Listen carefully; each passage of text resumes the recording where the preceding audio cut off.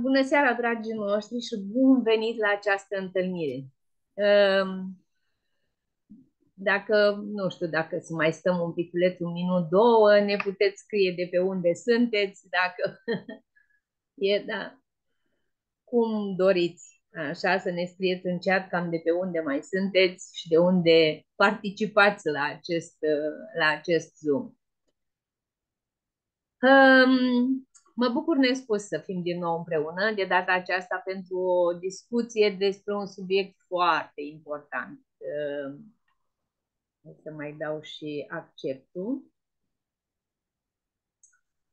Un subiect foarte, foarte important, dar adesea, de cele mai multe ori, trecut cu vedere. Constipația, o problemă care este, în ultima vreme, chiar o întâlnesc atât de frecvent și care ne afectează calitatea vieții și sănătatea întregului organism. Pentru a ne aduce mai multă claritate, am invitat-o astăzi pe doamna dr. Gabriela Chivu, un profesionist dedicat, cu o experiență vastă în medicină și cu o abordare integrativă asupra sănătății. Doamna dr. Gabriela Chivu este recunoscută pentru modul în care îmbină foarte bine cunoștințele medicale clasice cu soluții naturale și preventive, da, prevenție, punând mereu accent pe cauzele reale ale dezechilibrelor din corp. Cu o abordare blândă, clară și practică, sunt convinsă că ne va ajuta să înțelegem de ce apare constipația, ce efecte are asupra sănătății și mai ales cum o putem preveni și chiar trata în mod eficient. Așadar, vă invit să o ascultăm cu toată atenția, să ne luăm notițe chiar, că doamna doctor întotdeauna ne dă informații utile. Doamna doctor, vă mulțumim că ați acceptat invitația, că ne sunteți alături și vă ofer cu drag cuvântul. Mulțumesc foarte mult, mulțumesc pentru invitație, mulțumesc doamnei Anca Câmpean și întregii comunități a dânsei pentru această oportunitate de a vă explica câteva lucruri referitor la constipație. Așa cum a spus și doamna Anca Câmpean, vorbim despre o abordare holistică. Să știți că constipația, deși pare o problemă simplă, o simplă tulburare digestivă, nu este așa. Și, într-adevăr, așa cum foarte bine spune doamna Anca Câmpean, e una dintre cele mai frecvente probleme de sănătate, dar nu toată lumea înțelege complexitatea ei. Deci constipația nu înseamnă doar absența scaunului zilnic sau dificultatea de eliminare a scaunului zilnic, ci în general este un semnal profund al dezechilibrului atât a corpului cât și a minții și a sufletului. Vă recomand să priviți constipația ca pe o invitație la introspecție, la detoxifiere și la reconectare cu ritmurile naturale ale corpului nostru. În medicina clasică, constipația e definită ca mai puțin de 3 scaune pe săptămână, scaune dure, greu de eliminat și însoțite de disconfort abdominal. Da? În medicina holistică, constipația este văzută și ca un blocaj energetic în zona abdomenului, da? Este abdomenul, e creierul abdominal. În medicina holistică, constipația este văzută și ca o acumulare de emoții neexprimate. Tot în medicina holistică, constipația e văzută ca incapacitatea de a elibera ceea ce nu mai folosește, fie la nivel fizic, fie la nivel emoțional, fie la nivel spiritual. Da? Deci, în medicina holistică, constipația e văzută ca un dezechilibru între aportul de alimente vii și eliminarea de toxine. Da? Carl Jung spunea că boala este efortul naturii de a vindeca omul. Ok, haideți să vedem câteva cauze fizice și nutriționale care pot să ducă la constipație. În primul rând, cred că toată lumea știe, dietă săracă în fibre. După aceea, deshidratare cronică. Deci dacă nu bem suficient de multă apă, ne deshidratăm. Pentru femei sănătoase, cam 2 litri și jumătate, pentru bărbați sănătoși 3 litri și jumătate, 30-50 mililitri pe kilogram corp și pe zi. Dar vorbesc acum la modul general despre deshidratare, nu intru în detalii despre apă. După aceea, altă cauză a constipației este consumul excesiv de proteine. Proteinele sunt în carne, lapte, ouă, da? Și consum excesiv de alimente procesate, alimente gata preparate, da? După aceea, o altă cauză a constipației este lipsa de mișcare, orice fel de mișcare. Altă cauză a constipației este disbioza intestinală, deci dezechilibru în flora intestinală, un microbiom care nu este sănătos. Da? Și un microbiom care nu este sănătos, să știți că poate duce la inflamație gravă însoțită de permeabilitate intestinală, leaky gut, adică intestinul permeabil. Intestinul permeabil poate să ducă la boli autoimune, tiroidită autoimună, de lupus, colagenoze, tot felul de boli autoimune. Să știți că punctul de plecare în medicina clasică spune că nu este cunoscut, dar se pare că are legătură cu un intestin permeabil, da? Deci e foarte important să avem grijă de intestin. Acestea să zicem că sunt pe scurt cauzele fizice și nutriționale. Dar așa cum spuneam, vă spun că sunt foarte importante și cauzele emoționale și energetice. Deci, frica de a pierde control. Îmi e frică să pierd controlul, poate să ducă la constipație. Sau tendința de a ține în tine fie furie, fie tristețe, fie frustrare. Da? Nu dai drumul la emoții. După aceea, oamenii care au tendința la perfecționism, sunt rigizi, sunt anxioși, să știți că au tendința de a se constipa. Și tot tendința de a se constipa, oamenii care au traume în copilărie, traume mari în copilărie și le somatizează la nivelul abdomenului. Da? Deci asta este pe emoții, cauze emoționale. Dar există și anumite boli, da? Boli care se pot manifesta prin constipație. Acolo trebuie să lucrăm pe boală, da? Tot cu remedii din plante, dar lucrăm, avem în vedere corpul în totalitate, nu ne focalizăm doar pe intestin. Deci cred că cea mai cunoscută boală este hipotiroidismul. Hipotiroidismul este o boală a glandei tiroide în care doamnele iau în greutate, deci încep să acumuleze kilograme în plus, au senzație de oboseală, pielea este foarte uscată, le cade părul, depresie și caracteristic tranzit intestinal lent. Acolo trebuie să reglăm hipotiroidismul, da? Și se rezolvă și constipația. Altă boală care se manifestă prin constipație este foarte cunoscutul sindromul de colon iritabil. Sindromul de colon iritabil poate să se manifeste fie cu diaree, fie cu balonare, fie cu constipații, deci toate trei. Colonul iritabil, ca și boală, este foarte frecventă, deci are legătură, să știți, cu un dezechilibru între sistemul nervos din intestin și bacteriile din intestin. Da? Deci este vorba de creierul cranian, creierul din burtă și bacteriile. De asta apare sindromul de colon iritabil, e foarte frecvent. V-am zis, alternanță de diaree, balonare, dureri, constipație și o sensibilitate crescută la stres. Deci, în condiții de stres, de supra-solicitare, ei se constipă. Da?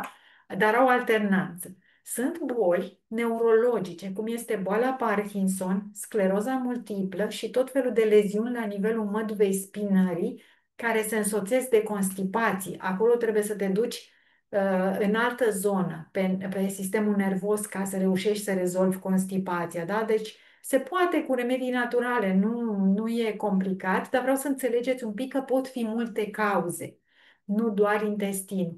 Și foarte cunoscute sunt afecțiunile hepatobiliare. Bila este legată de ficat, da? Bila ajută la digestie, lubrifiază intestinele. Dacă vezica biliară nu elimină suficient de multă bilă, deci există o dischinezie biliară, o bilă leneșă, scaunul este uscat și rar și ne ocupăm de bilă, de vezica biliară cu remedii naturale, da?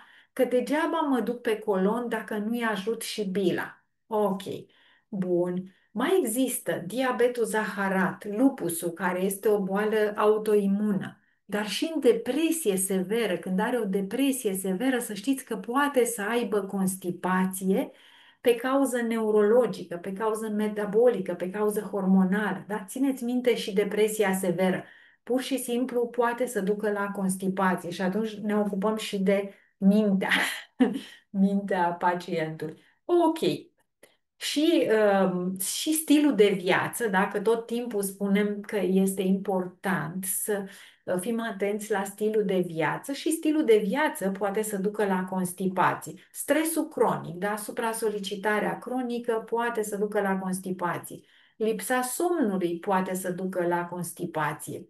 Consumul redus de alimente naturale, mă refer la legume verzi, da? La multe legume, poate să ducă la constipație și multitasking-ul și lipsa conectării cu sinele. Faci foarte multe lucruri, nu poți să dai drumul la lucruri. Multitasking, ai multe lucruri de făcut.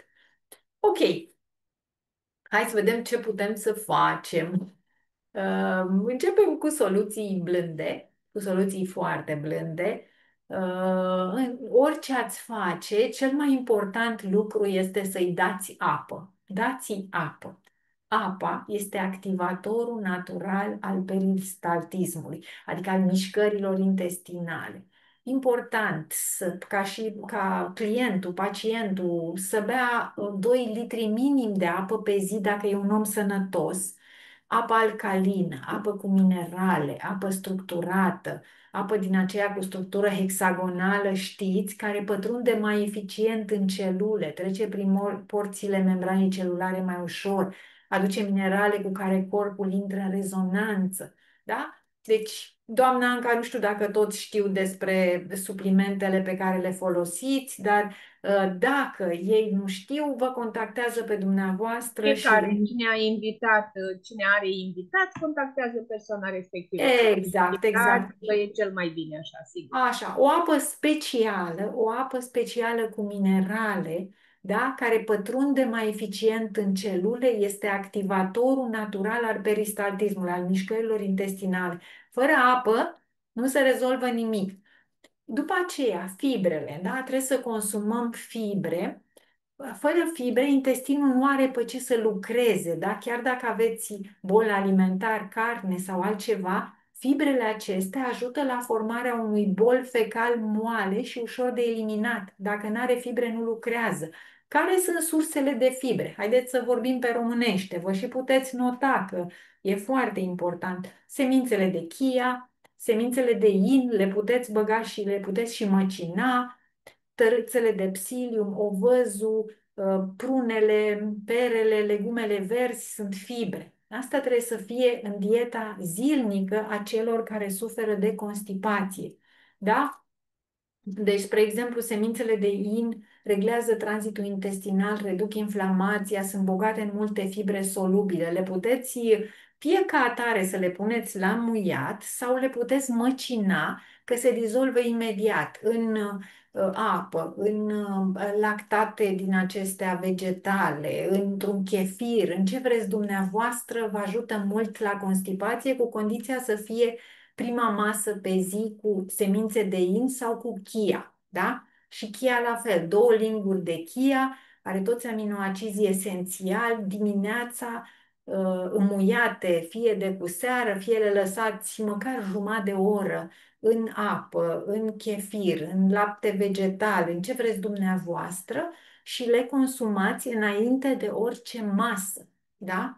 Deci dimineața începeți, mi-am făcut și eu, vă dau la sfârșit și o rețetă, dar începeți cu 500 de mililitri de apă și după aceea un iaurt sau un chefir cu chia, cu semințe de in, înainte de a mânca orice altceva, da? Că ajută foarte mult.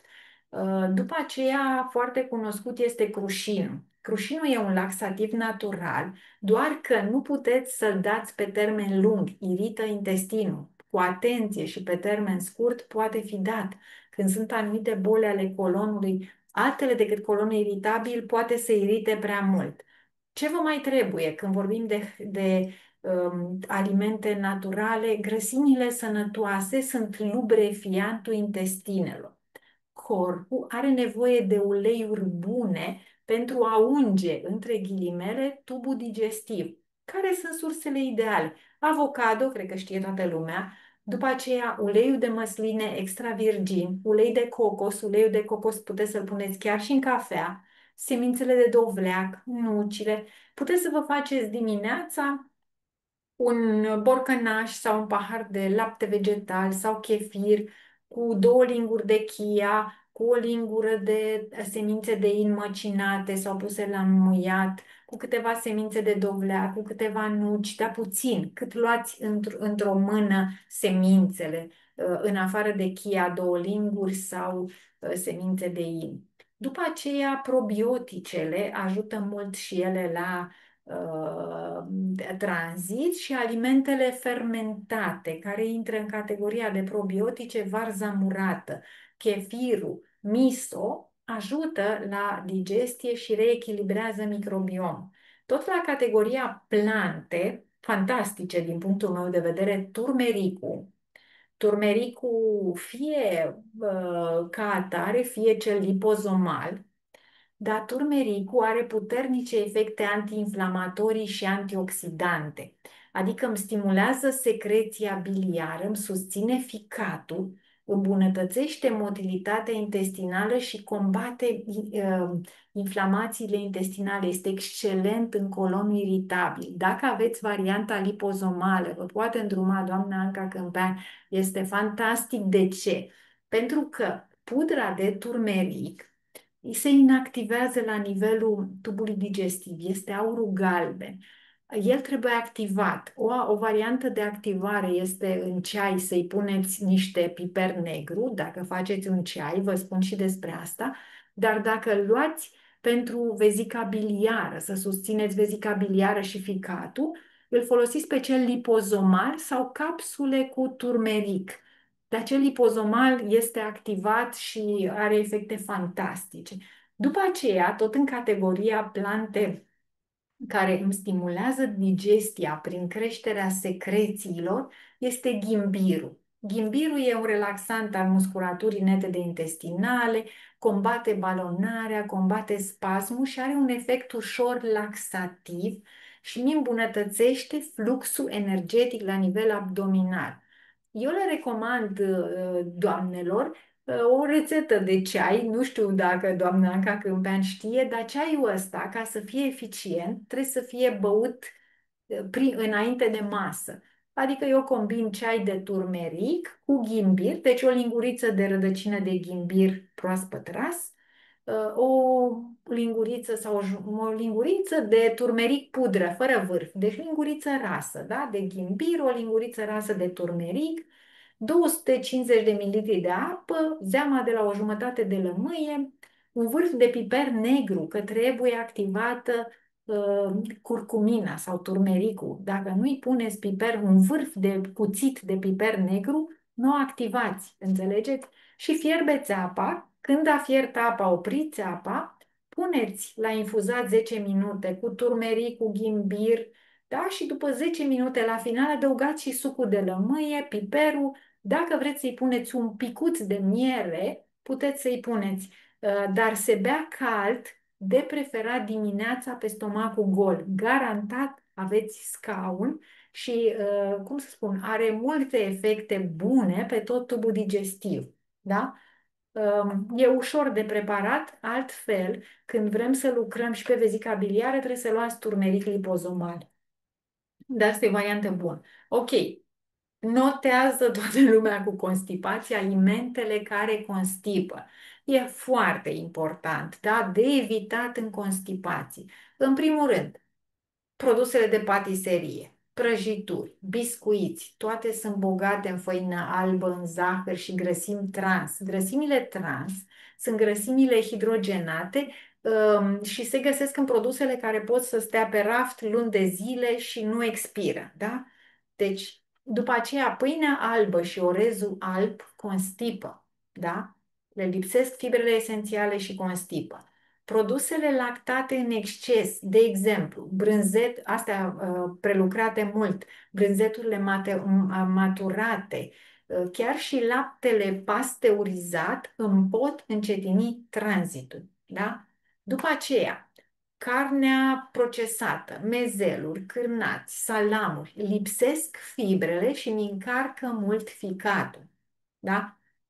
După aceea, bananele verzi, cele verzi, merele fără coajă, morcovul fiert în exces pot avea efect constipant. Să-mi spuneți dacă vorbesc prea repede, credeți-mă că e foarte important, pentru că oamenii nu știu ce să mănânce, au senzația că mănâncă corect și de la mâncare poate să fie și de acolo punctul de plecare. Ciocolata cu lapte are grăsimi saturate și zahăr și îmi poate încetini peristaltismul. După aceea, alimentele prăjite, alimentele fast food sunt sărace în fibre, sunt sărace în apă. Cafeaua și ceaiul negru în exces au efect diuretic și duc la deshidratare intestinului, da? Deci o ceșcuță de cafea este ok și eu beau, sau ceaiul negru în exces. Dar dacă beți mai mult, vă deshidratează intestinul, da? Ok. Alcoolul, nu consumăm alcool pentru că usucă mucoasa intestinală și dă și disbioză, și mai sunt niște suplimente cu fier, da? Deci când luați fier, orice fel de fier pentru anemie, tratamentul pentru anemie, unele au efect, duc la diaree, altele constipă, da? Deci e important să întrebați dacă fac un fel de tratament cu fier, că de acolo e constipația, înțelegeți? Și frecvent doamnele au anemie legată de o problemă, să zicem, genitală, și tratamentul cu fier se face luni de zile și de acolo apare constipația, da? Ok, sper să nu fie foarte complicat ce vă spun. După aceea, am spus la început, microbiomul și intestin.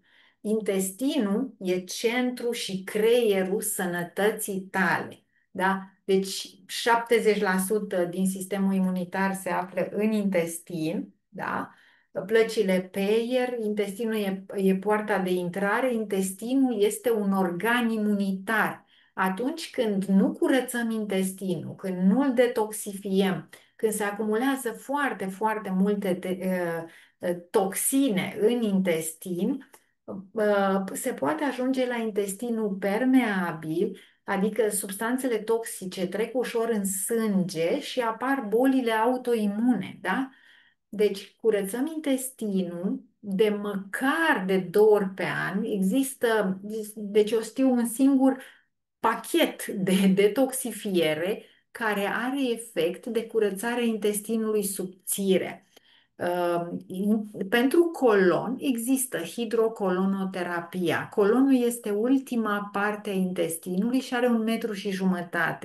Dar intestinul subțire are 6-7 metri, da? Și este o zonă oarbă, nu poate fi văzut cu endoscopul nici pe sus când intră pe gură, nici prin anus, că vedem colonul, da? Deci cei 6-7 metri de intestin subțire, unde sunt criptele intestinale, unde se face absorpția intestinală, nu ajungem acolo și nu putem să-l curățăm ca la carte. E un singur pachet care are cu suplimente naturale, are o durată de 14 zile, e foarte ușor de folosit și de oamenii care îl stau acasă și care au probleme, anumite boli cronice.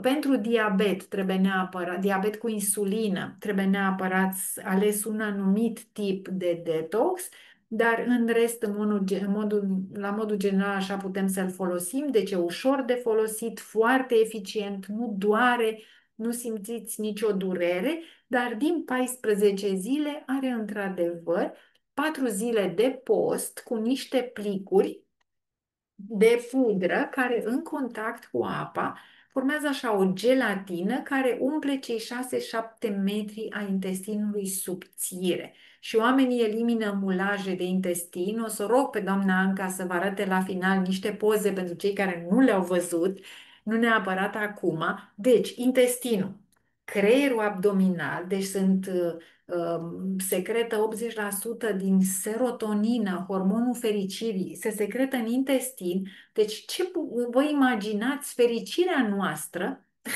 depinde de intestin și noi ne gândim să ne tratăm cu anxiolitice când ar trebui să facem detox de 4 ori pe an, de 2 ori pe an, de câte ori suntem triști.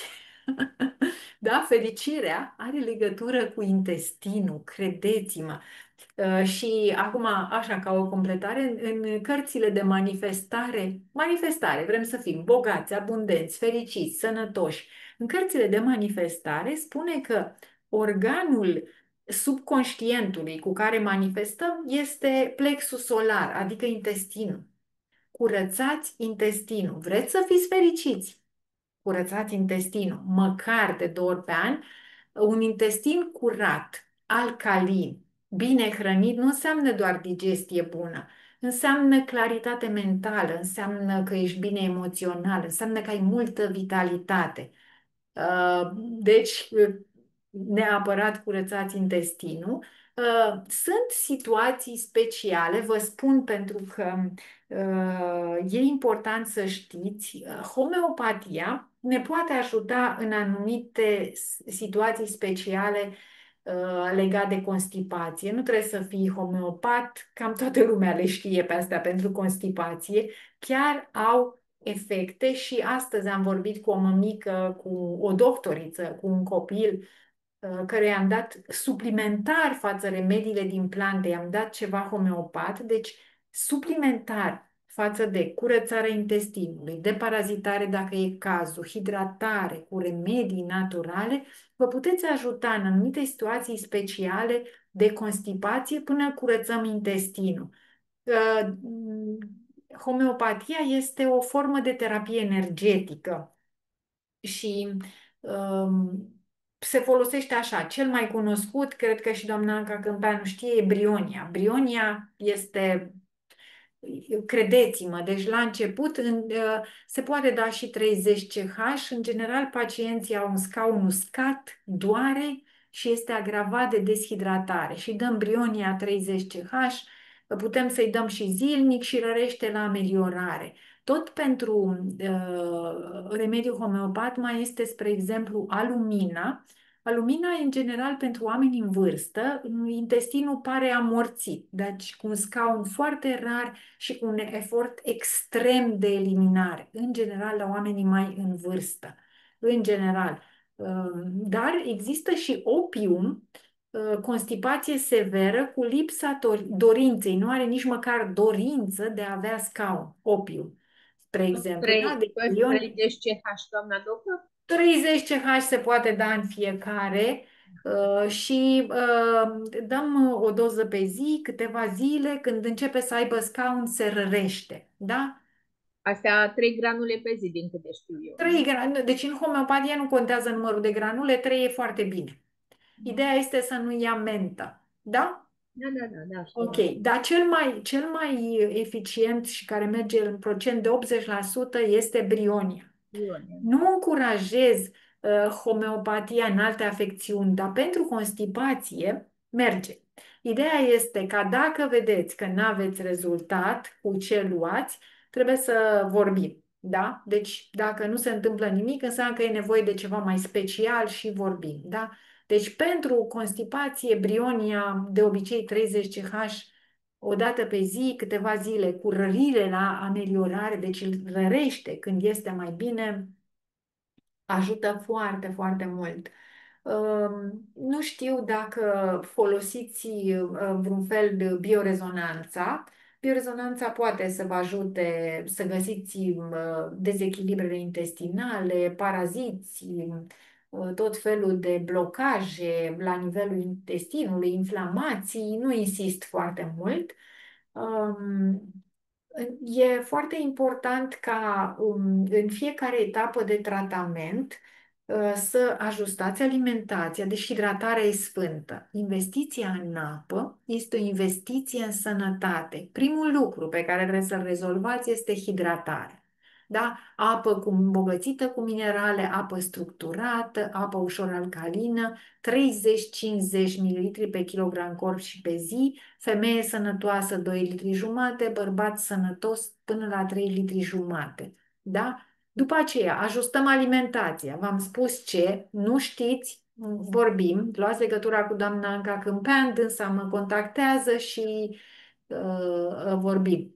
Dacă aveți vreo boală cronică din cele enumerate sau care poate să ducă la constipație și acolo e important să vorbim, ne ducem pe tratamentul bolii, dar în general, hidratare, deparazitare, detoxifiere, dă drumul la scaune, să știți, pentru că merge și pe bolile autoimune, așa cum spuneam, cum este, spre exemplu, tiroidita, așa cum spuneam, se pare că cele mai noi cercetări arată că bolile autoimune au legătură cu intestinul permeabil, da? Deci detoxifiem intestinul măcar de 2 ori pe an. Oamenii cu boli cronice ar trebui să facă asta mai des.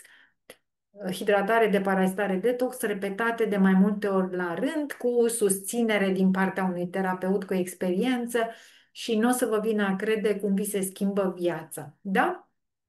Deci hidratarea, ajustarea alimentației, foarte important. Mulți oameni greșesc și combină alimentele greșit. Deparazitare, detox, măcar de 2 ori pe an, faceți-l ca stil de viață, apa în permanență. Gândiți-vă și la emoții, schimbați-vă un pic și gândurile și emoțiile, mai lăsați, mai eliberați, mai dați, mai dați de la dumneavoastră. Așa o rețetă simplă. Dimineața începeți cu 500 de mililitri de apă, apă care să nu fie rece. Apa rece îngreuează digestia, deci o apă ușor călduță, apă cu minerale, îmbogățită cu minerale, 500 de mililitri de apă, e ca pe un duș pe interior. După aceea, cum v-am spus, semințe, un iaurt, un borcănaș, lapte vegetal, chefir, ce vreți dumneavoastră, cu semințe de chia, 2 linguri de semințe de chia înlămuiat. E prima masă pe care o luați înainte de a mânca orice altceva, dar înainte de chia, dacă vreți, ceaiul cu turmeric, cu ghimbir și cu lămâie călduț înainte de masă, după aceea această combinație de chia cu chefir și cu câteva semințe chia are sigur efect laxativ, este imposibil. Are toți aminoacizi esențiali și are foarte multe fibre. Este un super aliment. 2 linguri vă trebuiesc zilnic. Da? Până când faceți detoxul măcar de 2 ori pe an, astfel încât să se curețe intestinul și să nu fie nevoie de artificii din astea, cum adăugăm ceaiul, spre exemplu, da? Până când curățați intestinul, o să fie altfel. După aceea, faceți în așa fel încât zilnic să aveți 2-3 legume crude sau salată. Dacă mâncați o bucată de carne care este cât podul palmei mele, porția de salată trebuie să fie de 3 ori decât podul palmei. Dacă mâncați brânză, cât cele 2 degete, da? Porție de salată de cel puțin 3 ori mai mult decât arată porția. După aceea, mâncați fără grabă, mestecați, stomacul n-are dinți. Alimentele, dacă nu le mestecați și le înghițiți așa bucăți, alergat rămân în intestin, intră în fermentație, în putrefacție, se digeră mult mai greu și se acumulează.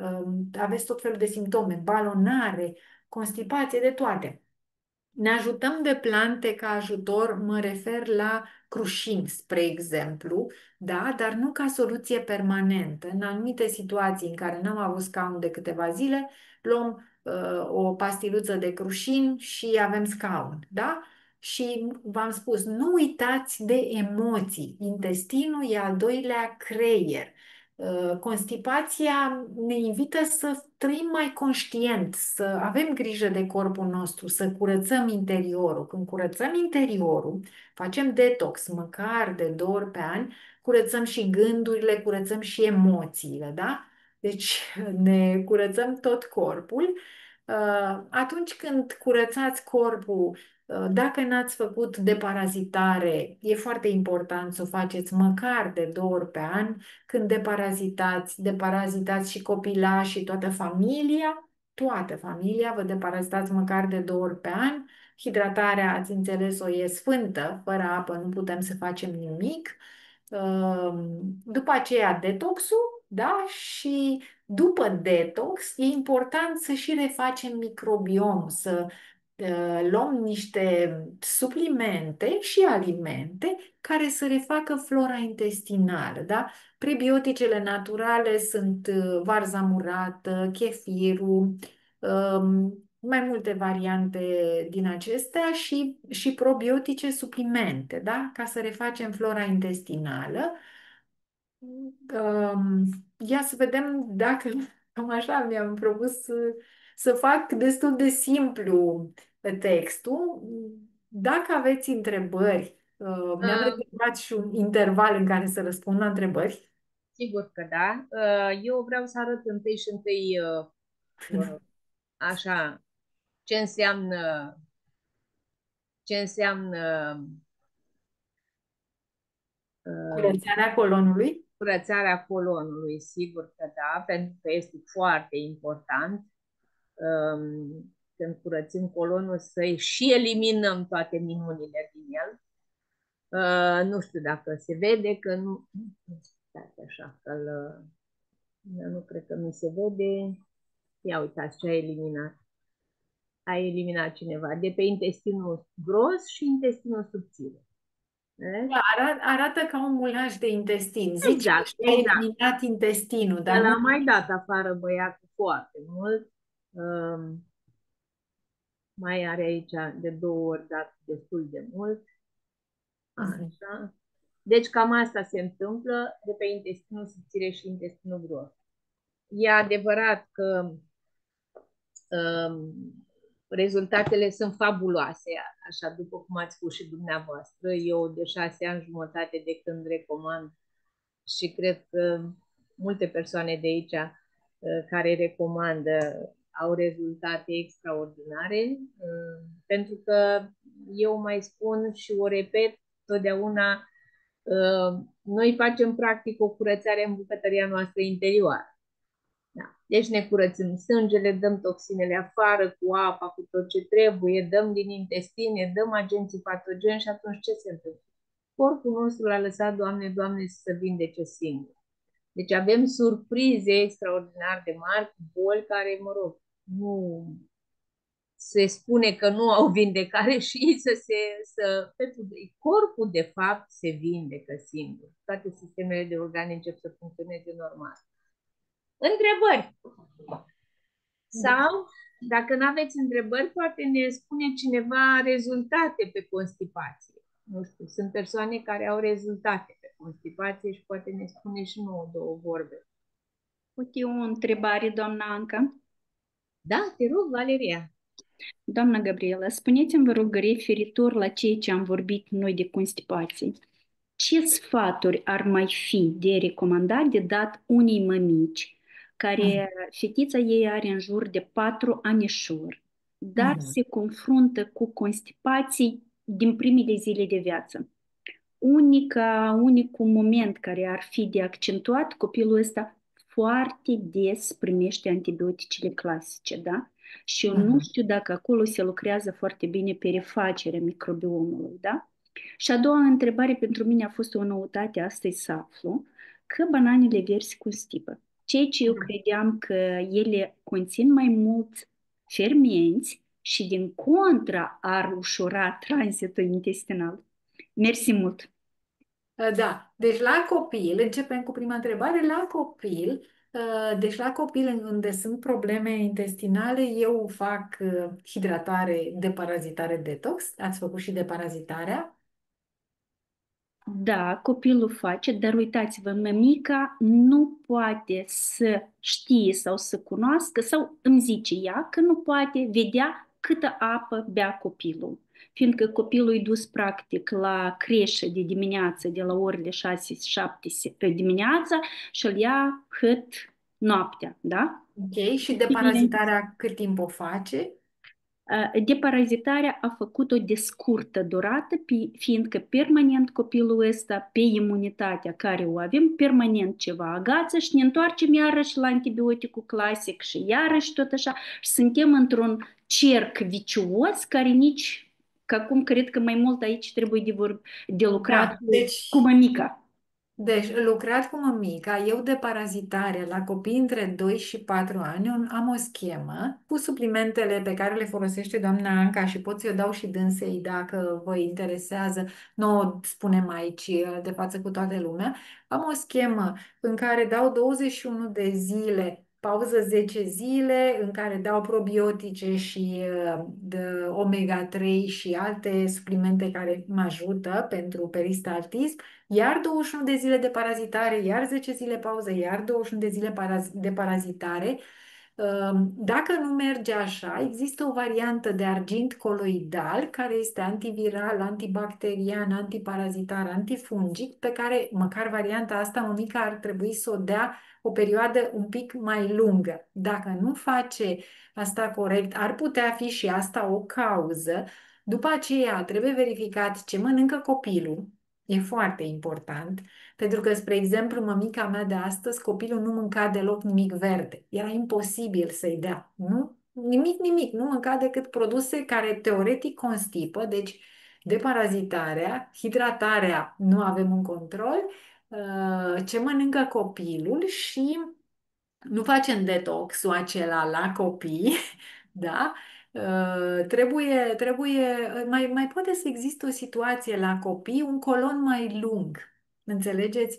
Și asta se poate vedea. Eu o văd pe aparatul de biorezonanță, spre exemplu, am putea să ne lămurim și atunci eu mă ajut de suplimente, cum v-am zis, de brionia, spre exemplu. Se poate da la copii, la gravide, fără nicio problemă și mă ajut de el, spre exemplu. Deci poate fi și un colon particular, o situație particulară sau o altă problemă de sănătate. Înțelegeți, v-am spus eu că sunt anumite boli în care tranzitul intestinal e încetinit.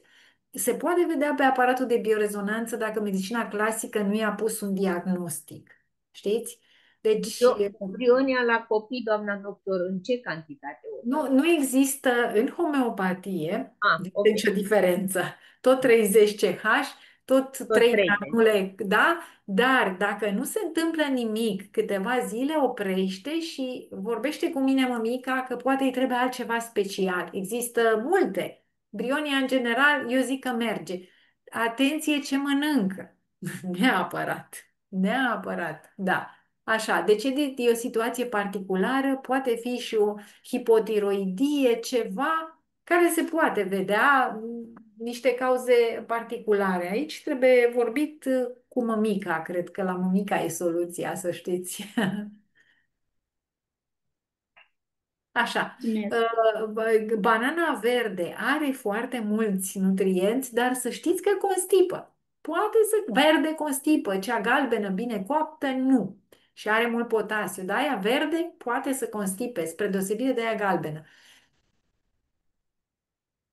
Ok, alte întrebări, dacă mai aveți alte întrebări? Dacă nu aveți acum întrebări, Cristina da? a ridicat mâna. Așa, vă rog. Bună seara! Țin să Bună seara. mulțumesc. Într-adevăr, am aflat foarte multe lucruri noi. Aș vrea să-i răspund Valerii, referitor la copil. Dacă îmi dați voie să spun rezultatul meu personal. Vă rog, puneți. Eu, Sigur, ajută. eu personal, la vârsta de un an și jumătate, o lună și jumătate când avea băiatul, având o dermatită atopică și la recomandarea medicului pediatru, când am pornit pe calea medicinală, Mhm. cu creme și pasteluțe magice farmaceutice, l-am constipat destul de sever, chiar de după prima zi de consum de medicamente. Și vreau să spun că a fost foarte greu, dar cu apa de coral pe care o dădeam cu seringa, forțat și în cantități mari, plus prebioticul nostru, care îl avem cu probiotic, prebiotic, în cantități mari, programul de deparazitare, care toate mămicile Ați se zis, da. miră de ce să faci deparazitare la 2-3 ani, dar eu i-am făcut la o lună și jumătate. de viață, pentru că nu aveam altă alegere, plus programele de purificare a sistemului limfatic, care mergea după programul de deparazitare și noi continuam. Ce ține de faptul că copilul merge la grădiniță? Asta nu este un impediment. Credeți-mă, același ferment ușor simplu, care e foarte gustos, antialergic, care ajută anume în constipație, bromilainul cu papainul nostru, da? Când vorbim de cele 7 grupe de enzime, e perfect benefic când este diaree. Când este constipație, anume bromilainul cu papainul lucrează foarte bine. Când vorbim despre constipație, fibra noastră, care este high, da? Adică aia este perfect și copiii o beau. Mama poate să-o dai fără probleme seara că vine de la grădiniță pe noapte. Pasă de acea frunză de nuc negru sau, cum a spus doamna Gabriela, de argentul coloidal, da? Adică mama ar putea, dacă ar scoate din dietă făinoasele, laptele, Amestecat. sucurile, care de regulă parcă zic că sănătoase, dar acolo nu e nimic sănătos decât zahăr în gramaj foarte mare. Și treptat, dacă o să schimbi puțin alimentația, copiii acum sunt diferiți. Credeți-mă, sunt mamă la copii exact perioada asta când ei nu se aseamănă cu noi, care nu iubesc legumele, fructele le aleg foarte minuțios, consumă de regulă, iată, banana care constipă sau mai mănâncă kiwi pe unde mai apucă, dacă mai vrea un măr, nici practic nu se uită la el, dar constipația vorbește de lipsă enzime, lipsă de bacterii, lipsă de apă și lipsă de fibră. Colonul nu mai are nevoie de altceva. Sunt 4 ingredienți, 4 nutrienți de care are nevoie. De ce mama, dacă le-ar adăuga în dieta zilnică, mergând la grădiniți, chiar nefăcând de parazitare, ar putea să regleze treptat colonul, ceea ce am făcut și noi. Noi cred că rezultatul l-am obținut chiar în primele 2 săptămâni, incluzând programul de deparazitare, așa cum spune și doamna Gabriela, doamna Anca, noi mergem toți cu același program, pentru că, de regulă, ăsta este un program corect.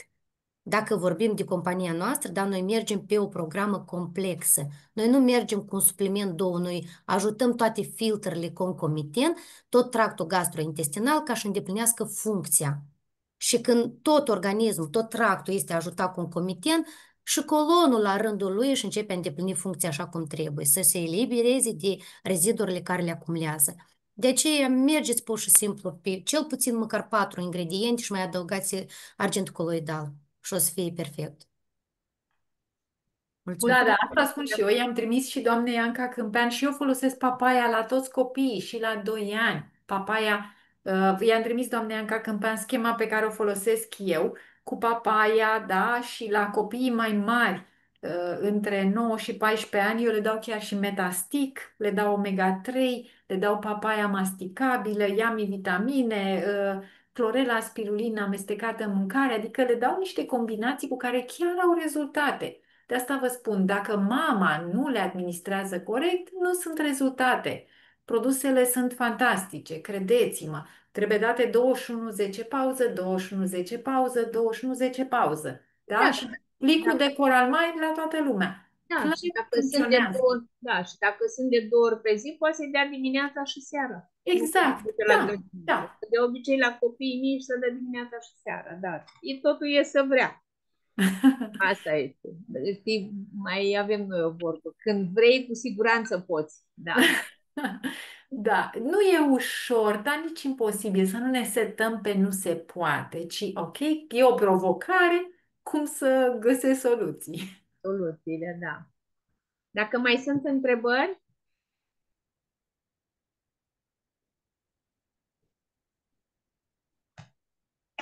da, văd că nu mai sunt întrebări.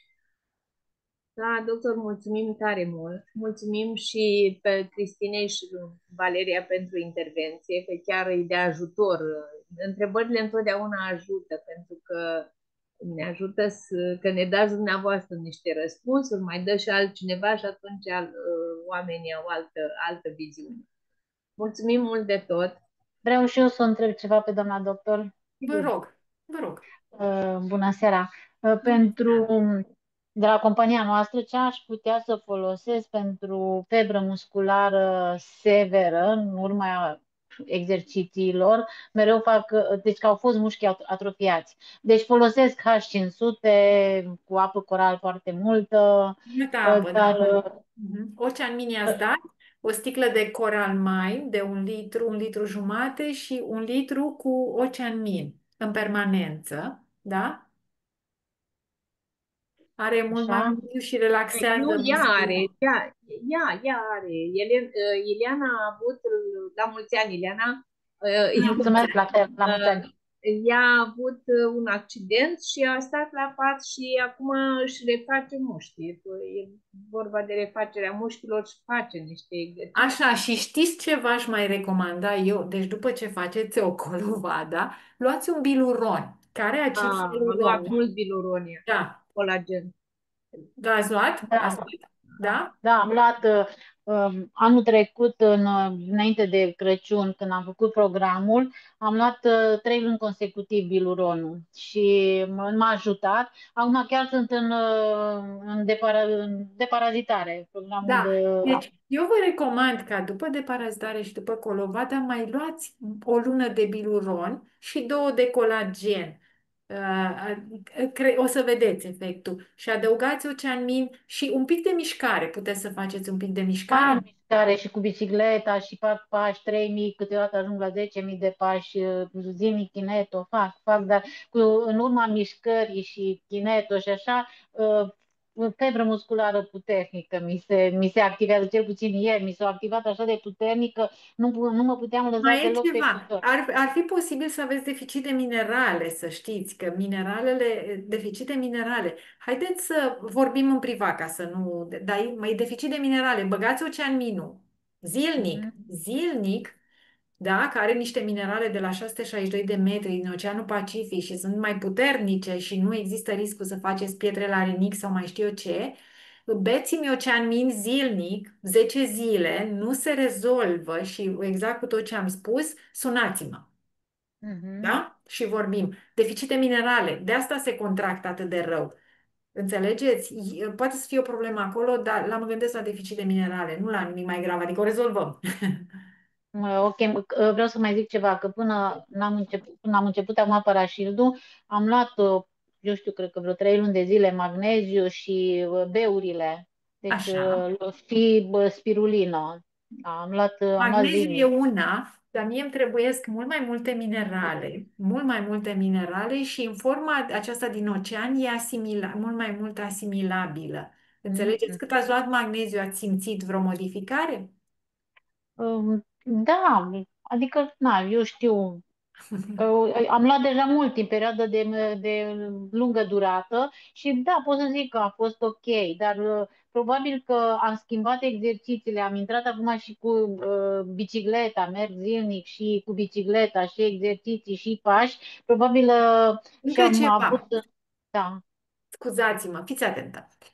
Exportul în exces, deci să nu faceți mai multe 20 de minute pe zi, că provocați acidoză, da? Și alternați mișcările, nu faceți în exces, băgați ocean ascultați-mă ce vă spun că e deficit de minerale și faceți febră pe sport în exces. Nu cred că aveți altceva. Nu, Mhm.